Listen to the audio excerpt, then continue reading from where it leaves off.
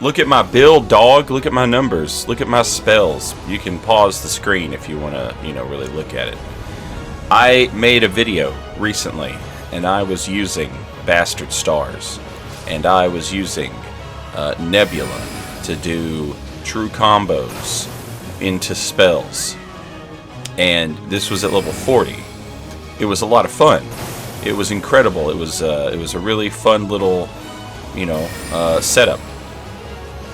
And I mentioned that at higher level, I wasn't sure if it would be as fun. I think I mentioned that. I know I talked about it on stream. The reason I didn't think it would be as fun is because there's no... You can't make the build bad on purpose and expect to do anything. But if you make the build good, you're not going to get much combos off because everyone is just going to, perish after that first little combo. Bastard Stars, Nebula into Carian Greatsword. Like, that's probably going to be all she wrote for most invasions. And so I was not hopeful about how this would end up, but I wanted to try it anyway. And it's, maybe I'm an idiot, he said, as he accidentally cast Night Maiden's Mist in the wrong direction and then ran through his own Night Maiden's Mist. Maybe I'm an idiot, and in fact, I'm fairly certain I am. But, some people would be like, what are you talking about? That rules. That's a good build. But I don't want that. I don't want Nebula into Carian Greatsword. You could replace Carian Greatsword with a Duelist Moonblade. And, you're probably just gonna, boom, boom, it's over. 2-hit combo and you win. But that's not necessarily what, I'm after. That's not what I'm looking for. Which is, I don't know, that'll be a little bit of a theme later on.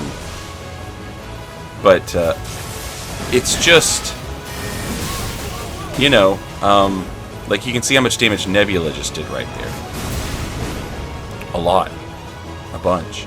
So, Nebula with Carian Greatsword, let's say you don't use Alexander's Shard.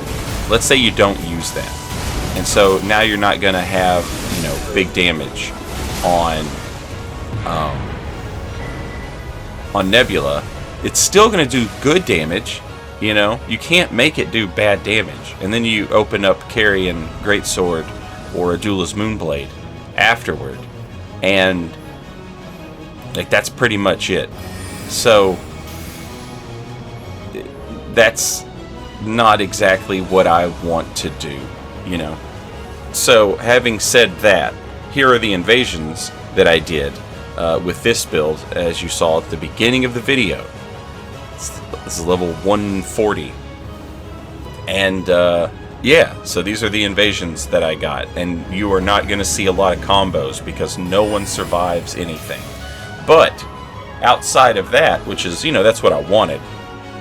Outside of that, these are still some really fun invasions. So, it's a cool build. It's a good build, even. I would go so far as to say that, defeating your opponent in 2 hits is probably indicative of having a good build. That's just not, the type of experience, the type of gameplay experience that I'm after, But, that's a personal thing, not an objective thing. It's subjective, you might even say. So this dingbat here, he's not going to come out of his little hidey hole. He's just trying to summon an army from inside of his little hidey hole there. And,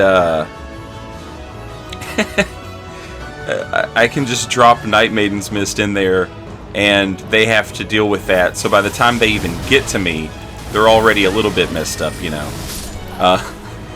I guess that's a little bit of a combo there. Nebula into Slicer into Piercer. Piercer is not a true combo, but there's no bad way to go about casting Piercer. People could get out of it. People could escape that combo.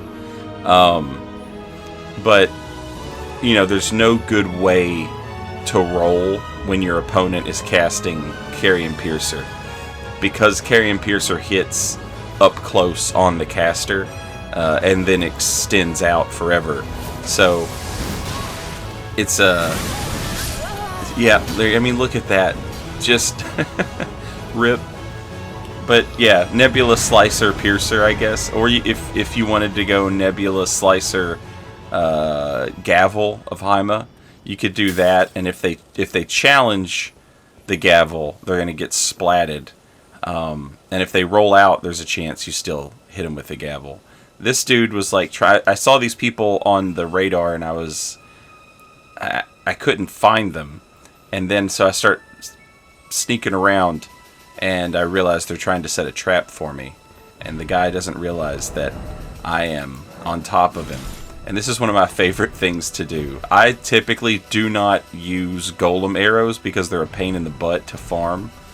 But there are some situations where it's just too funny to not use a golem arrow.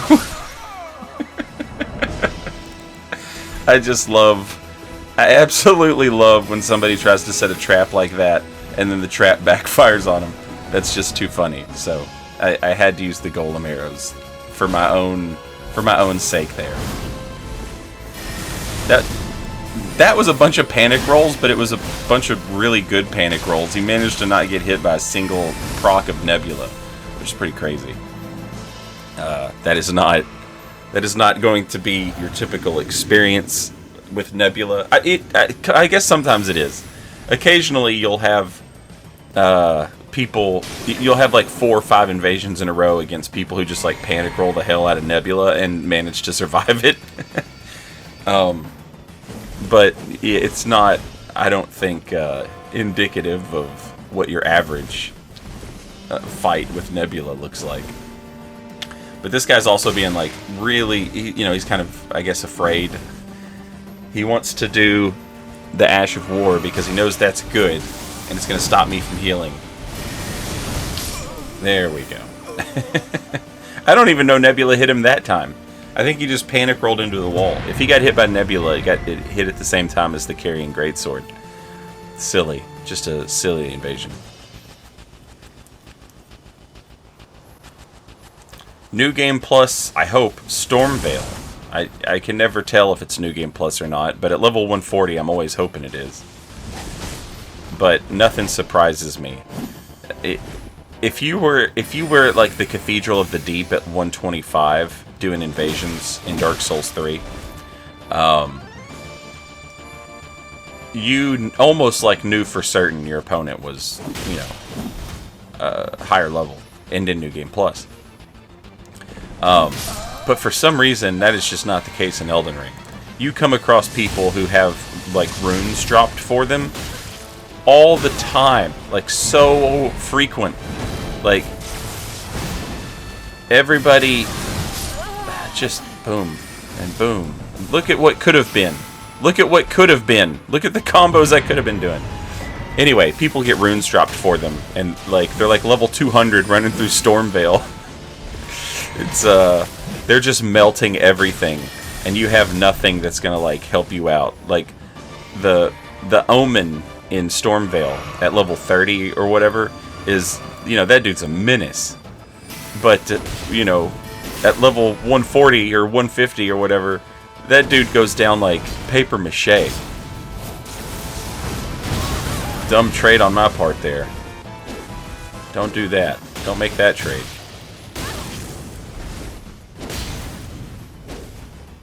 Very aggressive with the Greatsword opponent. This, there's no guarantee that if I had a shield out, that this guy would be as aggressive. But that dude was like a ripe candidate for getting parried with that level of aggression. But, if he was smart, he wouldn't have attacked like that if I had a shield out. This is the Phantom tax. You gotta pay the Phantom tax before you fight the boss. That's why you need to have 2 Phantoms, so that you can go into the boss fight with 1. These taxes are out of control. This is a nightmare. There was actually a third dude in this invasion, if I'm not mistaken, but he was fat rolling. So he did not... he did not last long. He did not make it far into this. I think this is the one that had the fat rolling guy. And between myself and the Farah Missoula Beastmen with the red lightning and the one with the curved greatsword, it's just... that's brutal to be fat rolling this part of the game. You know, you could easily do it. Look at the Carian Greatsword range. Beautiful. You could do it, you know.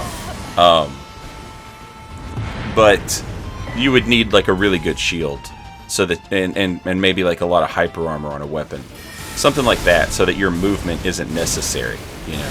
If you're going to give up your movement and be fat rolling, you better be getting something for it. Most players you meet are not getting anything for it. They just don't have enough endurance. And they don't have the Jar Seal Talisman. But again, that invasion ended much the same way. I got Nebula off, I hit Carian Greatsword, and then rip, it was over. It was, you know, still a good invasion, still fun. Just not... At level 40, I could have, like, opened up an entire world of combos on that guy. And that would have been fun for me. And, you know, if you're like me, then running this build at level 140 is a little... it's a waste, kinda, of all the spells you're not going to get to cast. Because no one can survive. And you say, oh, well, just make the build worse, Saint. Just make the build bad. And I don't want to just make the build bad. That's not going to... Look, this guy just keeps interrupting Nebula, but he can't interrupt it enough. He keeps getting hit by the little galaxies that are formed. What I was saying at the beginning of the video about not wanting to be, you know, I'm not... It's not that I'm trying to take it easy on people. It's just that, like, I don't necessarily have fun playing in the most optimal way. Now, not everybody knows that. These players have no idea that I could have been 100 times more annoying than I was being right there. But since they want to, like, teabag on me, I'll show them. I will show them how annoying I can be. And we'll put Night Maiden's Mist on that ladder right there. And now you can't get up the ladder. Congratulations, I've stopped you from being able to play the game. GG's.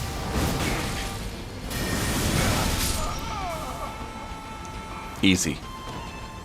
Easy. But if you're the type of person who, you know, if you like sorceries and you've just never played with them, Carian Greatsword true combos into a lot of stuff. It's sort of like the O-Flame of sorceries. O-Flame will combo into pretty much any weapon in the game, and a fully charged O-Flame will true combo into any weapon in the game, and most Ashes of Wars. So Carian Greatsword is kind of the intelligence version of that. It'll true combo into like a straight sword R1, it'll true combo into like a dagger, anything smaller than a straight sword or equal to in size, it'll probably true combo into. But that means you can also like true combo into like Carian Slicer. And now, once they're hit with Carian Slicer, you can do Carian Piercer or Gabble of Haima. And that kind of combo stuff is just a lot of fun. I love that. That's the way I prefer to play. I think that's really cool and fun and stylish. And yeah, this build just, unfortunately, if you would like to see, if you're watching this video and you haven't seen me run this build at level 40, you know, go to my channel page and go back a few videos and you'll see the level 40 version of this, which was much more, you know, at level 40, my weapons only upgraded, like, to +2 or whatever it is. So people were able to survive, and my spells don't do as much damage. But, yeah, like I'm saying, I know not everybody is like me. Not everybody is worried about doing something fun. If they see, oh, Nebula will just kill a dude with a true combo off Carian Greatsword, cool. And the answer is yes, but it's kind of boring for me. So I went back to old reliable, the Carian Knight Sword. I love it so much. Carian Knight Sword, on a good connection, the Carian Knight Sword R2 true combos into Carian Slicer, and then Carian Piercer from there, yada yada. And the sword stuff that you can do, not just a physical sword, but, you know, the spell sword, literal spell swords. The Carian Knight spells, Slicer, Piercer, and Carian Greatsword all have fantastic synergy with each other, and I love it. So like, this is like my kind of go-to build. I love this build. I love straight swords, period, in any video game. If a video game will offer me the chance to use a long sword, I'm going to use it. And the cooler you make your long swords, the happier I'll be. So the Carian Knight Sword is super cool. It's got great heavy attacks that have, you know, they have a block on the heavy attack. It's a weird mechanic, but it's a lot of fun. If you play around with it, you know, if you're playing the game and you play around with the Carian Knight Sword, you can have a lot of fun learning how to block people, enemies, with that heavy attack. It's a little more dangerous in PvP because a lot of attacks will guard break you. And if you get guard broke, they can riposte you, and if they riposte you, you might be dead. So it's something you have to, like, you know, play around with in order to understand and really take advantage of in PvP. I typically don't use the weapon to block. The trick to using it to block is you have to be in the R2 heavy attack, whatever you want to call it. You have to be in the heavy attack pose when you get hit, and that's how you block the hit. It's not like tap R2 just as you get hit. You have to be in the pose. But again, you want to be careful because there's a lot of stuff you don't want to try and block, like colossal paired colossal swords, or even a glaive would probably be scary. War Cry on a glaive, absolutely terrifying. I run this on Lucerne. This dude's got it on Knight Rider, and it is, if it hits, it's a bunch of damage, and if it counter hits, it's insane damage, especially at this level. And this is really difficult because you've got one dude doing, you know, the L1, the dual attacks, and then you've got the other guy coming at you with the pokes at the same time, and bad roll.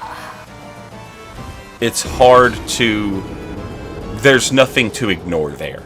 You have to play that. Like, a lot of times, you know, you're fighting Moonveil and, you know, something else, and you can kind of ignore something else usually and just pay attention to Moonveil.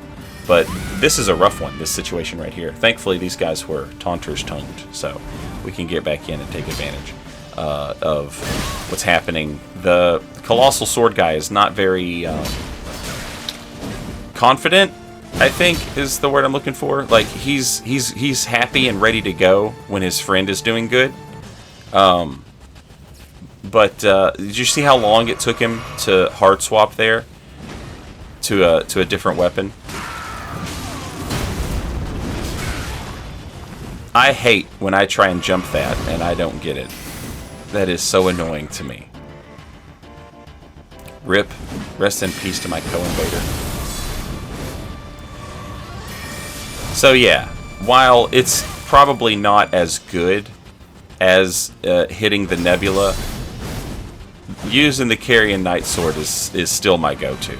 I tried Nebula out at 140, and don't get me wrong, I think it definitely has a place on a build, but it's just not going to take the place of my my Carian Knight Sword, you know?